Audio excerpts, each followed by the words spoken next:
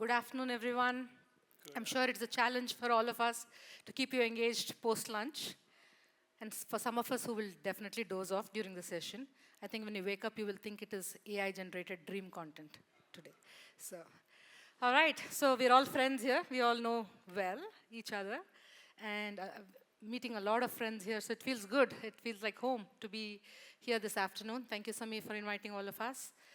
So let's get started for some interesting generative AI discussion. And since generative AI is in all our lives, I can see half my colleagues at least using perfect grammar in their emails responses to us. And some of them are even using poetic tone, so it's interesting to read emails. It's not boring anymore. So, all right, let's start with something interesting, Nithya. Yes. What is the most surprising thing that generative AI has taught you about yourself?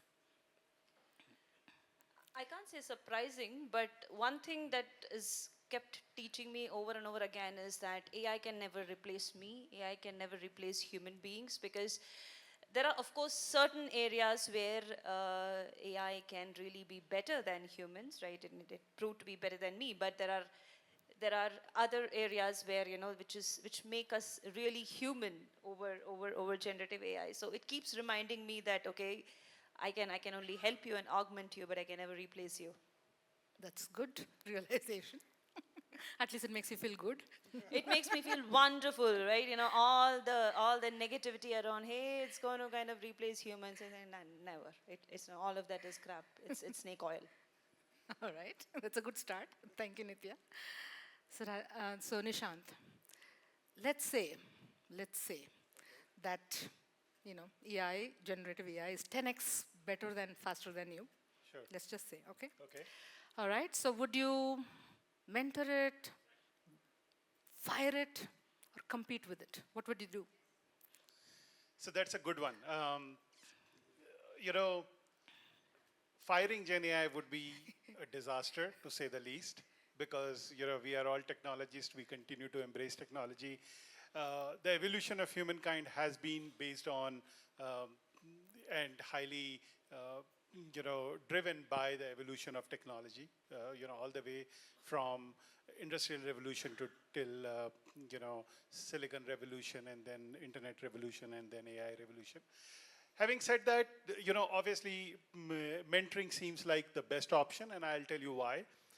The reason why mentoring is the best option is because Gen AI makes you the better sense of yourself, the better emblem of yourself. It augments you, and as Nithya said, that you are never competing, and you are never this thing with it. You continue to augment Gen AI, and that's imagine this, right? If the generation before us would have fought industrial revolution, if the generation before us would have fought internet revolution, then we wouldn't have been here. So even for the benefit of mankind, we need to continue to mentor the new technology. Okay, you took it to another level. Yeah, some deep thinking about that. Prashant, let's say your boss wants to ask generative AI to do your performance review. Let's just say, why? Right?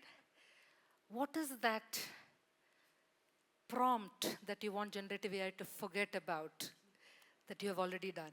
Okay, so I get the tough question. Well, we need to get 𝗦𝘂𝗺𝗃 in this room first. And for the benefit of everybody, Amit is a great friend.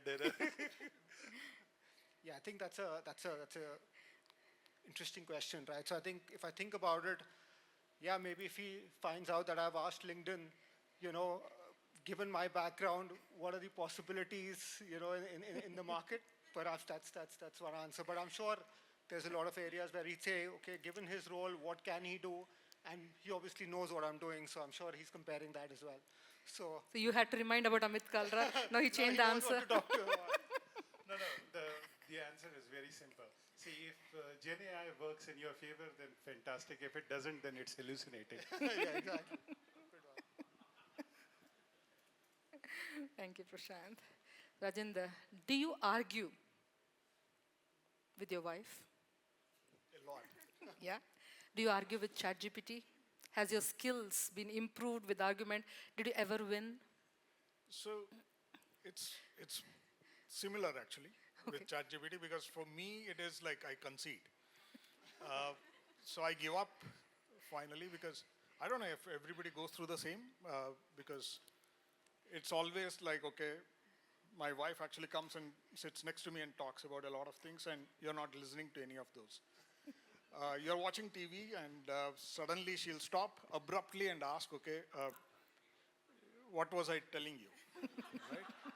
So then you say, for some reason, I remember the last sentence. I usually That's skill, repeat some that. skill. I don't know if you guys do the same, but it happens No, to we us are very in the other often. side. We are the asking questions That's side. a core skill, right? That's our core skill. So I would say, then I say, okay, you are talking about this. And she says, but you are not listening. I said, no, I was totally listening. So that's how it's with ChatGPT, because you can go on, but you have to stop somewhere. And usually you concede. Nice. Has it ever said you're not listening? It has not, but it has asked me, do you want some more examples? So one last question before we get into something more serious. How human are we? I mean, is generative AI causing the fear of replacement or an instinct to innovate? I think honestly, it is causing the fear of replacement, right? And it is in a good way, because, you know, as we were talking, 𝗏 के आगे जीत है. It's like it's good to be paranoid. And, you know, if we talk to some of the successful leaders like Andy Grove and all, they say it's good to be paranoid, right? So it's always good to be paranoid, but it's not always good to be in that state always, right? Every time. So you should, at some point in time, we should start thinking, okay, this is an inevitable reality. Now, how do I make sure that I can leverage that as a tool in my hand rather than being a subservient to that? And that's when, you know, we start thinking about how do we innovate along with that tool.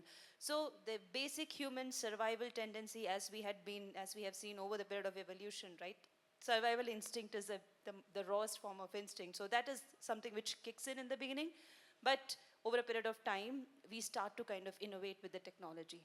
That's a natural evolution. If I were to add, right, I think one of the things is that, you know, we've never seen such a large breadth of people feeling threatened together at the same time. Perhaps that's where the question also originates from, right? Because in past we've seen certain pockets, you know, where transformation happens at such a rapid speed. But I think eventually we need to think about the possibilities that get unleashed, right? I mean, we're at the very, what, 200 years from the Industrial Revolution. I mean, if we look, you know, further and further out into the future, I mean, the possibilities that lie in front, you know, I think, you know, if we take that lens, you know, this is going to be such a powerful tool and one step in that journey which will help unleash.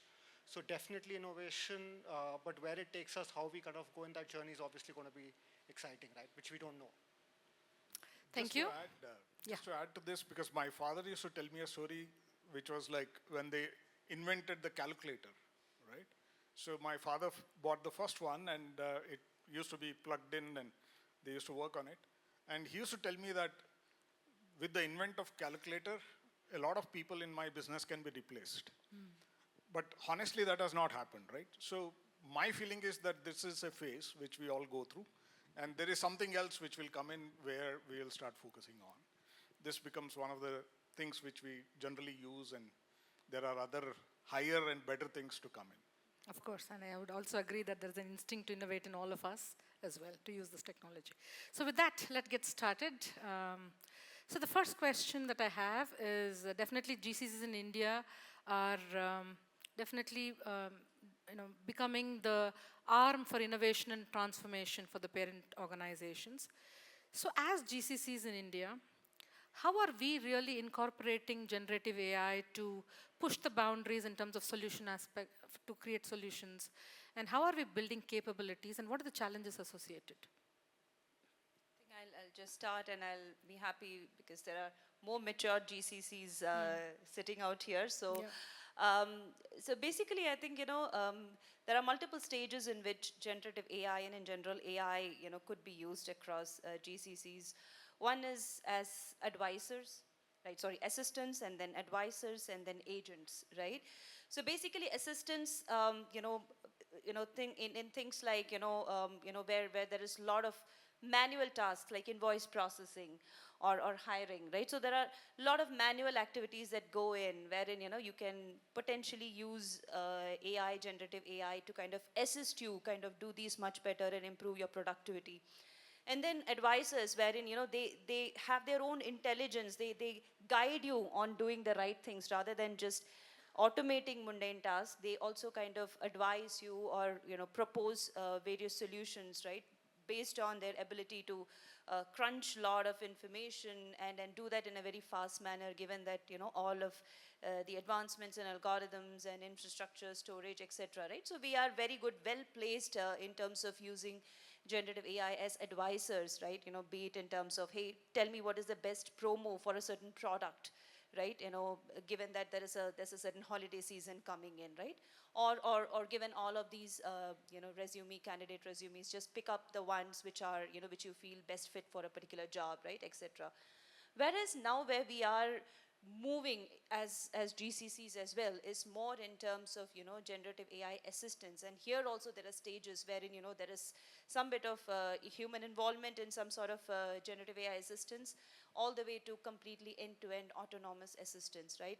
Especially when we talk about retail GCCs, where I represent, we are using this especially in ensuring that we give better customer service, right?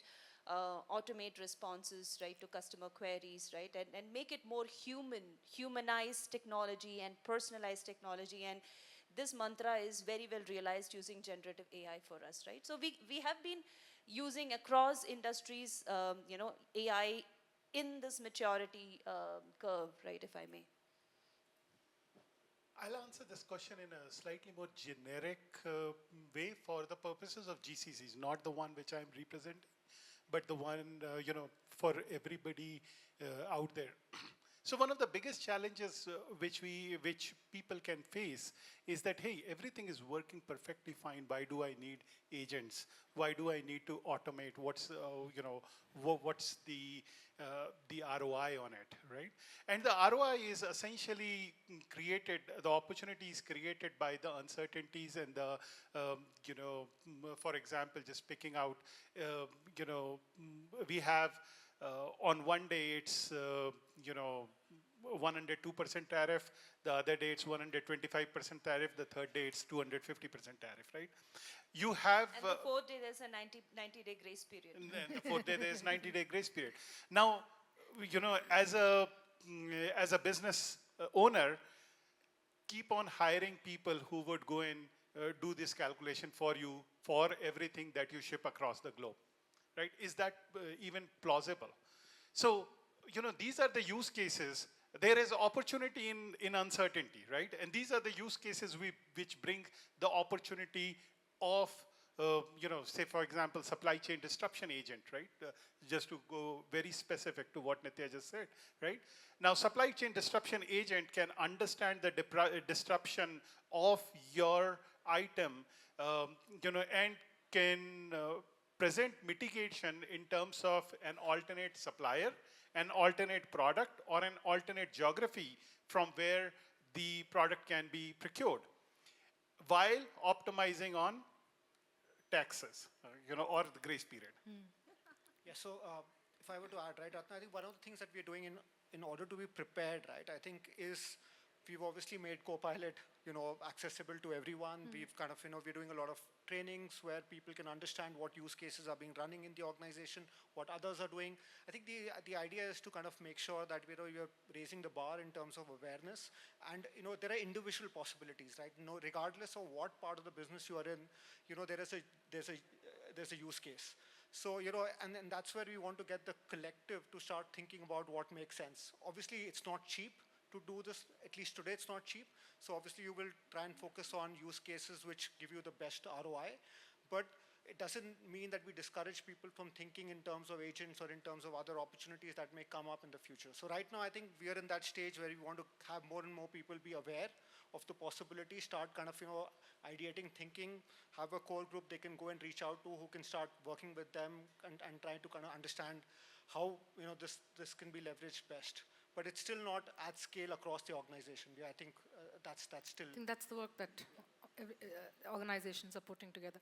Even in our organization, I think we are trying to give AI to every employee, and that's a dream today because it's not in the hands of every business and every technology employee, and the way they use it and the roles that are supposed to put it to good use. So I think it's a great effort within each organization. And I think you also mentioned about challenges, and we didn't touch upon that, right?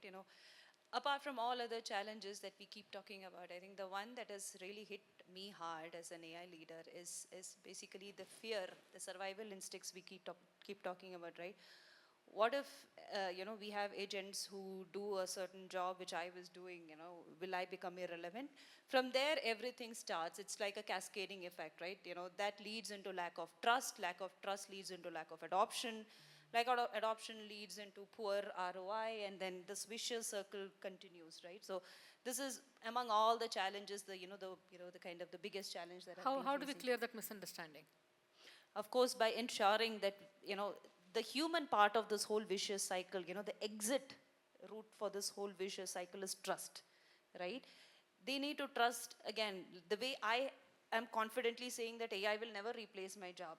It's only going to augment it. That's out of my experience, but this is my experience. How do I ensure that I share this in a way, I make it real for the people who are not trusting it today? So that is the job of an AI leader, to kind of continuously strive to ensure that the AI systems are built in a more human way and more personalized way, so that they don't seem like a threat to the people who are supposed to adopt and use it, right? So the exit criteria of this vicious circle is always the trust that we can build.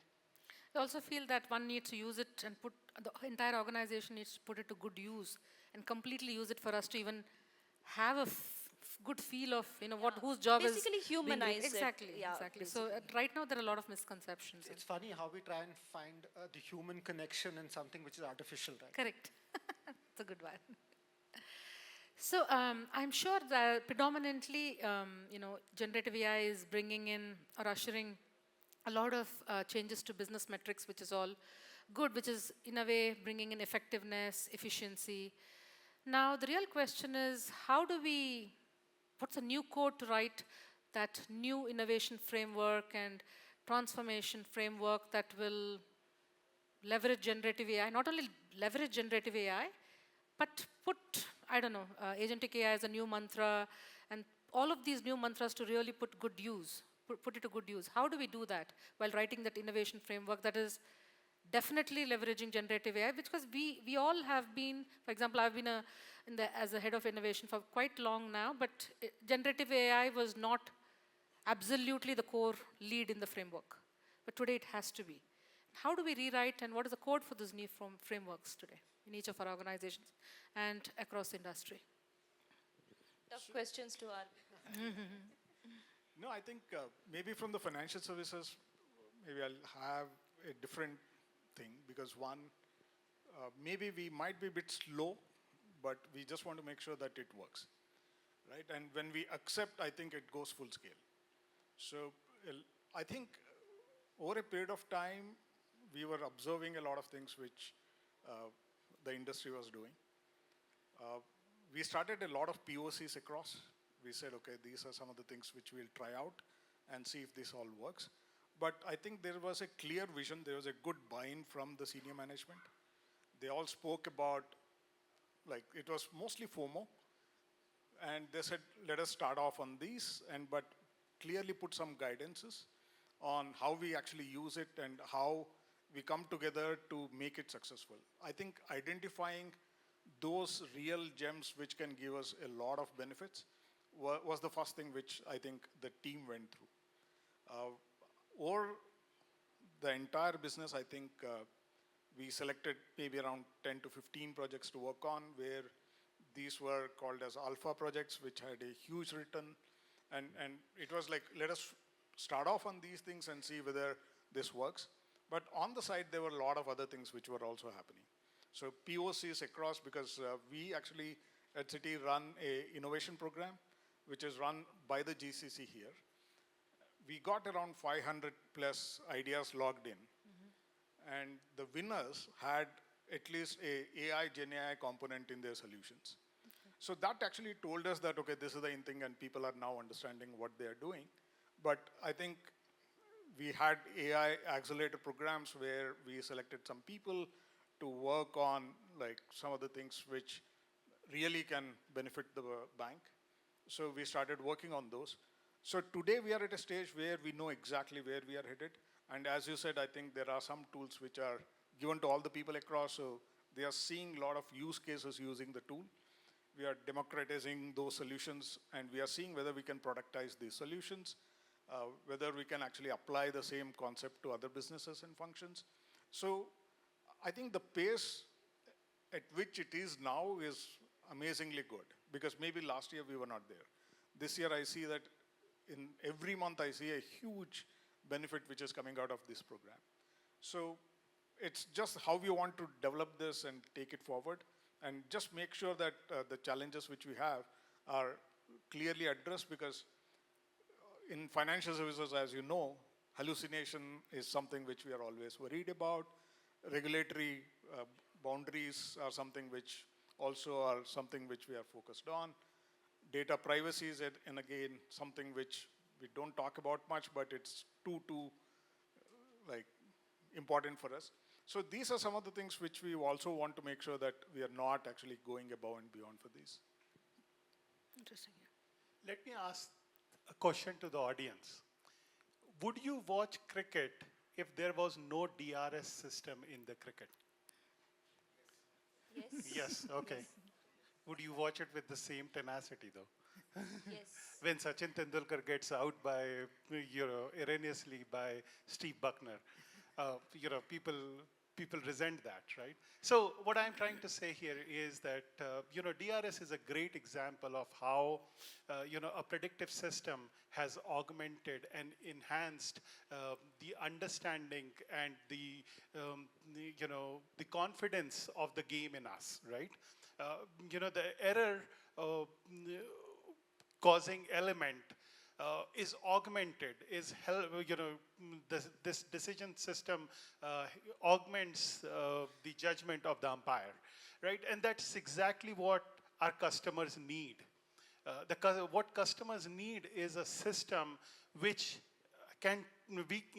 people can trust, the consumers can trust, and augments, the capability of human being, which in turn enhances our experience, our confidence in that game. It's exactly the same thing. Whatever we do, we know that humans will make error, and it's part of the game, right? What we need is a system to come and help us, correct us, and in process learn from us, and by doing all of that, enhance our confidence, our experience, our our entertainment. That's what Gen AI does.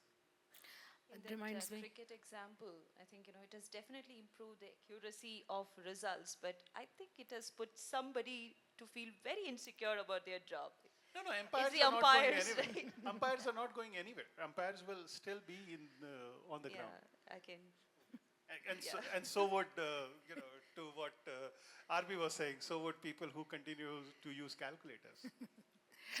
I have been in meetings and workshops where, okay, Prabha is here. How do we use generative AI? Let's tell her. I'm like, I'm not a breeder who's selling a puppy here. I've not brought in any new puppy into the room. We need to figure out which problems need generative AI. So I think as part of creation of innovation frameworks and transformation frameworks, our organizations are really thinking hard in terms of putting strategy on how to put this new technology, which is already arrived, to the best use so that we are able to enhance not only our business, but also provide better value and better experiences to our customers. So that gives me a good segue to the next question. I think the business models and business supply chains are getting disrupted with Gen AI across the industry. You would all agree. And to me, I think we need to adopt generative AI at all levels. Only then I think we will feel the actual impact of generative AI. With that said, how are GCCs really implanting this technology, I would say, at scale across the organization? And also where they connect with the industry. It's not important just to use it within, but also where we connect externally. How are we doing it? I think generative AI is a new technology, right? Let us be very honest with ourselves, right? It's no different from, say, when the kind of disruption, right? Of course, in terms of its magnitude, it's more, but in terms of its nature, it's probably the same as when cloud came in, right? Disruptions are, they're cyclic in nature. So how we generally kind of, have been approaching, right, in my experience is, of course, take a step back, don't rush because there is a new kid in the town and you don't want to be missing out on the game. Just observe how this technology is playing out for some extent not to make sure that you keep waiting and then you lose the bus. But also don't jump into it, right? And then start small, ensure that we are set up as an organization to embrace this technology, not only in terms of our people, but also in terms of our process, in terms of, as you mentioned, identifying the right use cases, right? And of course, POCs are good for us to learn the art of possible with the technology, but I think we need to strive, to kind of move this into production and start realizing. And of course, failures are inevitable, but let's fail fast, right? Rather than kind of waiting for the right moment for the POCs to be converted into, production-ready solutions and then chasing adoption. And again, coming to adoption, I think it's always good to involve the consumers of these solutions, right? Leveraging these technologies right from day one. Also because it's a huge change management for them. It's a huge learning for them, right? People who have been using Excel until day before yesterday, you gave them Power BI and Tableau and everything yesterday, and today you're asking them to use generative AI. So it's a huge change for them also. So let them be a part of this developmental journey, right? And I think this is how we generally would need to kind of approach generative AI as a technology, but also any other future technology disruptions. RB, is there a playbook? Sorry. Yeah, if I give an insurance or a reinsurance industry example, right? I think this is an industry which is backward looking, right? It's always been data driven, kind of, looking at historical events, claims history, etc., and then pricing risk in the future, right? So I think it's ripe, if you have the right amount of data quality and compute, that you can automate a lot of this and bring in customer experience through new Gen AI or other technologies, right? So I think as an industry, there's massive possibilities. I mean, personal lines of business, for example, were already automated a couple of decades back. I mean, when was the last time you bought a personal accident insurance through underwriter, right? You never spoke to one, I guess, throughout your journey. So I think a lot of the more complex business obviously took time, right? Because you need somebody to go through the risk and then kind of put a price tag to it. But eventually now with all the kind of, tools at your disposal, hundreds of years of claims history, which is then, kind of put into your models, it's only a matter of time before, high level of augmentation will come in, to kind of support the decision making. That opens a lot of possibilities in terms of the kind of business you can write. So I think we're just touching what we can do. I think it's immense in terms of what will happen. Some of these industries will significantly benefit, from Gen AI and other such technologies coming in as it evolves. You want to add anything, RB, on the playbook for scaling? I think the scaling is done with a plan in mind, right? A lot of times we actually say that, okay, we were doing whatever we were doing in the past, the way we did it. Say, for example, some of the tools which we used maybe 5-10 years back, we don't even now look at. We don't even get talent with that sort of a skill set which was there 10 years back. And it is also very difficult to attract talent when you say that, okay, you're doing the things the old way, not using AI and Gen AI, right? So I think talent is one of the biggest challenges, but while I think most of the companies do it is to see how we can actually scale it up across.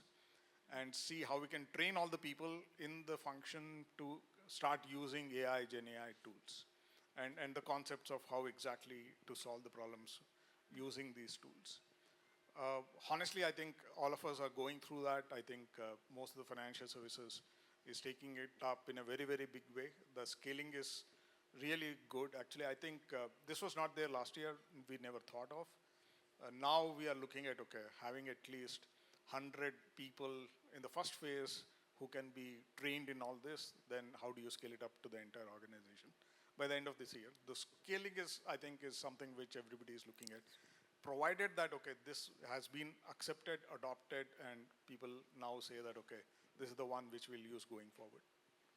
Nishant, what are the various innovations associated with customer experience? Last question, I promise. The bell is rung. What are the various innovations that are associated with customer experience?